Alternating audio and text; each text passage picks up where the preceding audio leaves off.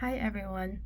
The article I read is called Effectively Detecting Dependence on Benzodiazepine in Community Dwelling Seniors by Asking Only Two Questions.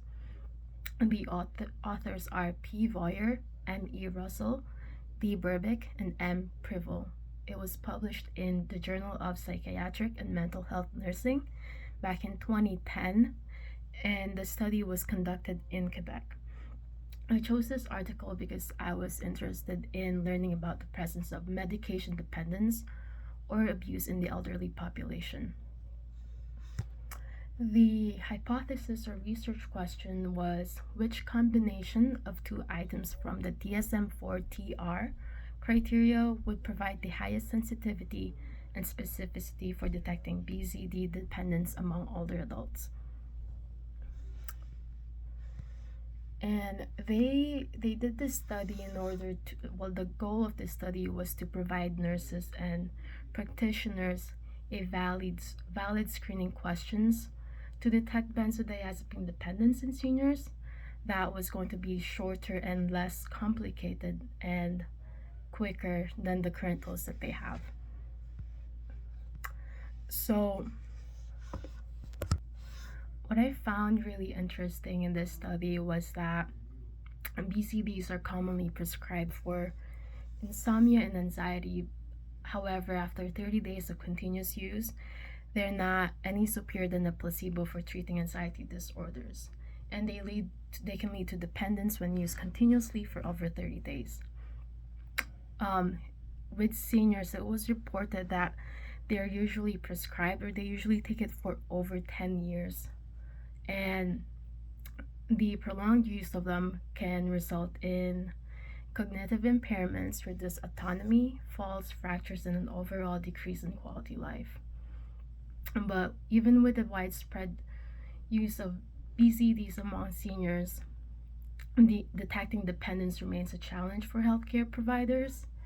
And a lot of the tools that they use right now are too long and not validated for seniors for or lack of adequate sensitivity.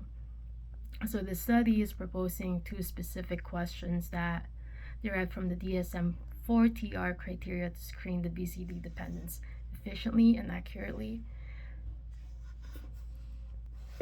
The actual research was part of a cross-sectional population-based descriptive study conducted between January 18, 2005 and September 26, 2006 with 2,785 seniors aged 65 and older.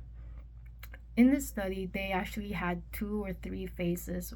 With the first one, um, they had a nurse, which was their assistant, contacting potential respondents, describing the study objectives and procedures, and a follow-up letter describing the study to the volunteers just to reassure them of the credibility of both the study and the nurse or the research assistant.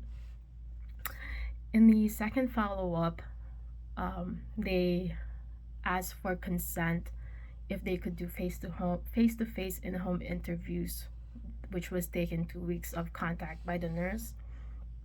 On average, the interviews took about 19 minutes. The different phases in the research study or selection of participants, they um, emphasize on making sure that the participants were comfortable about what the study was about and they're potentially learning about the results. That just reminded me of the learning materials we've covered in the past weeks. And during the interview, first part of the first part of the interview, the participants were asked to fill out an ESAQ collated uh, to know the socio-demographic characteristics of the respondent.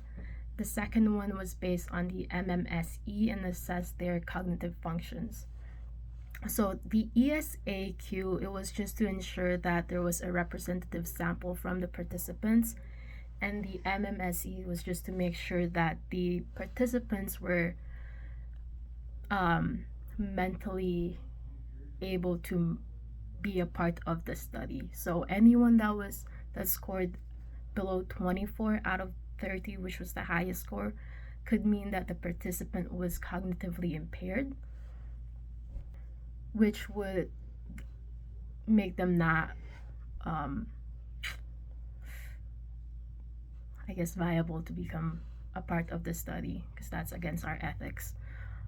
And obviously, all participants were given informed written consent, and they were offered a $15 gift card or cash for participating. And again, that just reminded me of how the reward or incentive shouldn't be such a substantial amount that the participants are influenced by their decision. And out of the 3,989 participants, only the 2,000 and something were actually part of the study. With the results that they got, they have 45 questions that was asked. Attempt to stop and tolerance were the ones that scored the highest in sensitivity and specificity. And sensitivity was just defined as the probability of the senior to be benzodiazepine dependent. Specificity was defined as the probability of them not being dependent. And what I really found surprising was that benzodiazepine users tended to be 75 years old on average, mostly female, single, widow, or divorced, and earn above 15,000 annually. And they usually had 7 years or less of schooling and lived in a metropolitan area. And out of the 2,785 respondents, only 707 of them used benzodiazepine. And that was surprising to me. I thought the number would be higher based on my experience working in a nursing facility, but that might be different just because of the accessibility that they have.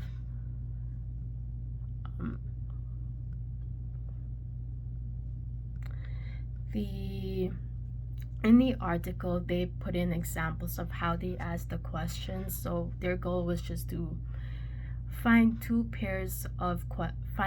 a pair of questions that can only be answered by yes or no. And if a participant responded yes to one question, to both questions, then their probability of being dependent is higher than if they answered just one yes to a question. In the discussion, they said that this tool was highly effective for detecting BZD dependence, but it did not assess the severity of the dependence. They also gave an explanation as to how the screening tool compared to the currently screening tools that are used, such as the BENDEP SRQ, BDEPQ, or SDS. The limitations that they discussed was the social desirability biases, which could influence the participants' willingness to disclose BZD use, and that the study sample excluded those with cognitive issues, and it was limited to the French-speaking seniors in Quebec. The use of a telephone list for sampling might have excluded other certain groups, such as those people in retirement homes or those that did not have telephones. Overall, I think this study was helpful in asking or paving way for clinical practitioners or even nurses to have a different method in detecting benzodiazepine use among seniors. They did a good job in ensuring that they had a representative sample and that the experimenter did not have influence in the results. The research assistants, which were the nurses, did not have any knowledge of what the results could mean or about the study, from what I understood, and they were also trained before doing the interview on how to conduct them.